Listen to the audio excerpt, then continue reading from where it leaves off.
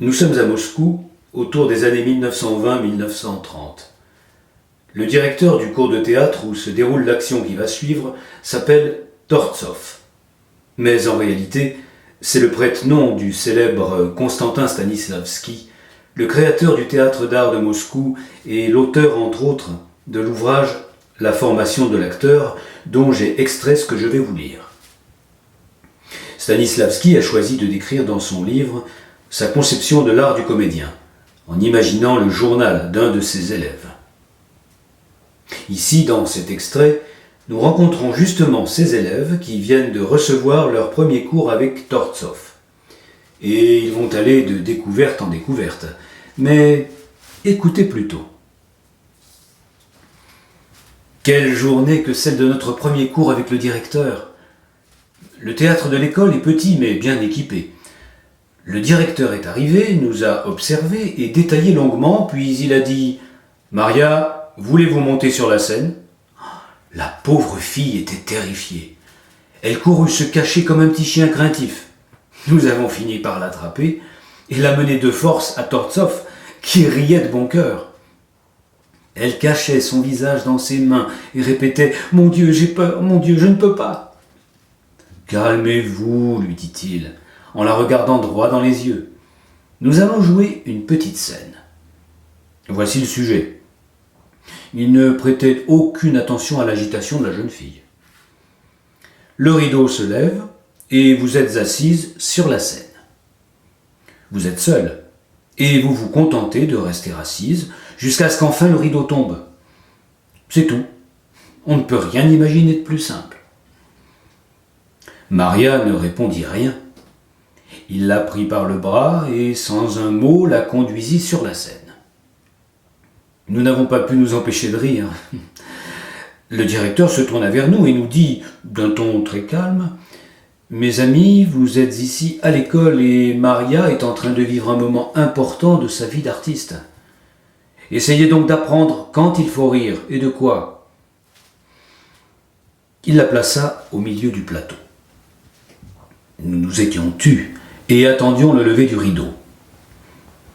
Il monta lentement. Maria était assise au milieu de l'avant-scène, le visage toujours caché dans les mains. L'atmosphère solennelle et le long silence qui suivit commençaient à devenir pesants. Elle sentit qu'il fallait faire quelque chose. Elle commença par enlever une main de son visage, puis l'autre, et en même temps baissa la tête si bas qu'on ne voyait plus que sa nuque. Elle demeura ainsi un long moment. C'était pénible, mais le directeur attendait dans un silence résolu. Consciente de la tension grandissante, Maria regarda dans la salle, mais elle détourna la tête aussitôt. Ne sachant où regarder, ne sachant que faire, elle se mit à changer de position, à s'asseoir d'une façon puis d'une autre, se penchant en arrière, puis se redressant, se penchant en avant, tirant de toutes ses forces sur sa jupe trop courte, regardant fixement un point sur le plancher. Le directeur resta imperturbable pendant un long moment, puis enfin il donna l'ordre de baisser le rideau. Je me précipitai sur lui pour lui demander d'essayer à mon tour le même exercice. Il me plaça au milieu de la scène. Ce n'était pas un vrai spectacle, mais néanmoins je sentais en moi une foule d'impulsions contradictoires. J'étais livré aux yeux de tous, et cependant, intérieurement, je ressentais un besoin de solitude. Quelqu'un en moi cherchait à distraire le public, pour qu'il ne s'ennuie pas. Un autre moi me disait de ne pas faire attention à lui. Mes jambes, mes bras, ma tête, mon torse, bien qu'obéissant à mon contrôle, paraissaient m'être soudain devenus étrangers. On bouge un bras ou une jambe de la manière la plus normale, et on se trouve soudain l'air le plus maladroit, comme si on posait devant un objectif.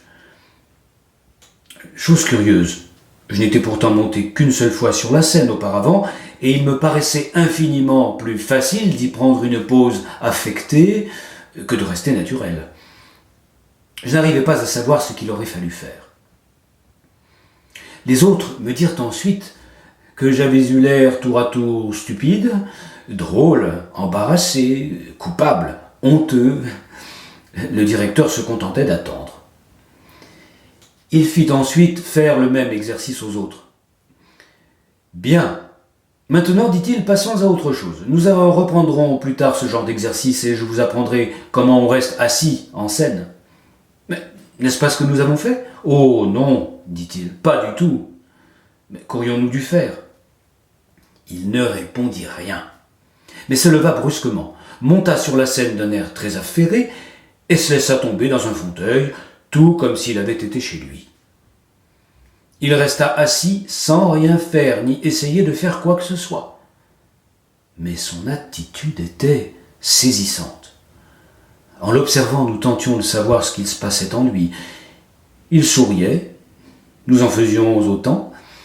Il avait l'air de réfléchir et nous nous demandions ce qui se passait dans son esprit. Il regardait quelque chose et nous avions envie de voir ce qui attirait ainsi son attention.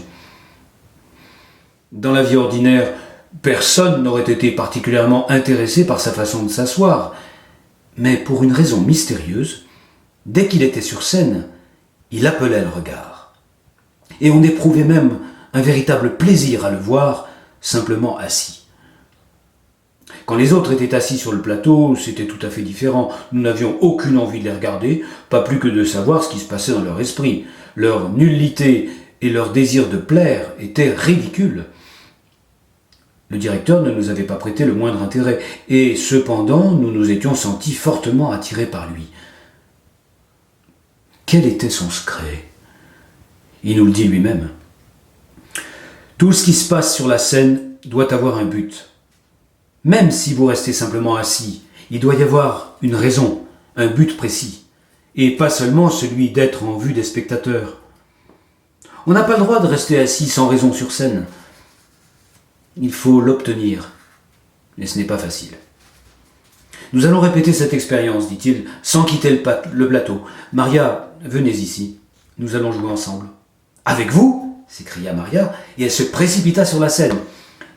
Il la fit asseoir à nouveau dans le fauteuil, au milieu du plateau, et cette fois encore elle avait l'air mal à l'aise, changeant sans cesse d'attitude et tirant sur sa jupe.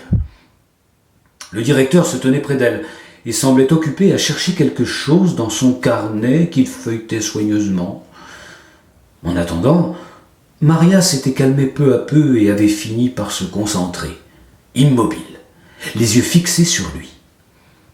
Elle avait peur de le déranger et attendait simplement qu'il lui dise ce qu'il fallait faire. Son attitude était naturelle, vivante, elle paraissait même presque jolie. La scène faisait ressortir ce qu'elle avait d'agréable dans le visage. Après quelques instants, sans autre mouvement, le rideau tomba. « Alors, comment vous sentez-vous » lui demanda Tortsov en retournant dans la salle. « Mais nous n'avons rien fait. »« Mais si !»« Oh, j'attendais que vous ayez trouvé ce que vous cherchiez dans votre carnet et que vous me disiez ce qu'il fallait faire. Je n'ai rien joué du tout. »« C'est ce que vous avez fait de mieux, dit-il. Vous êtes restée assise et vous avez attendu sans rien jouer. » Puis il se tourna vers nous. « Qu'est-ce qui vous a paru le plus intéressant, nous dit-il, de rester assis sur la scène en montrant vos jolis petits pieds comme Sonia, ou votre belle silhouette comme Grisha, ou bien d'être assis dans un but défini, même aussi simple que d'attendre que quelque chose se passe ? Cela n'a peut-être pas d'intérêt particulier en soi, mais au moins c'est vivant. Tandis que le fait de se donner en spectacle vous entraîne en dehors du domaine de l'art vivant. Lorsque vous êtes sur la scène, vous devez toujours être en train de faire quelque chose. L'activité et le mouvement sont à la base de l'art de l'acteur. L'essence de l'art ne réside pas dans ses formes extérieures, mais dans son contenu spirituel. Je changerai donc la formule que je vous ai donnée il y a un instant, et je dirai plutôt, lorsque vous êtes sur la scène, soyez toujours en action, que ce soit physiquement ou spirituellement.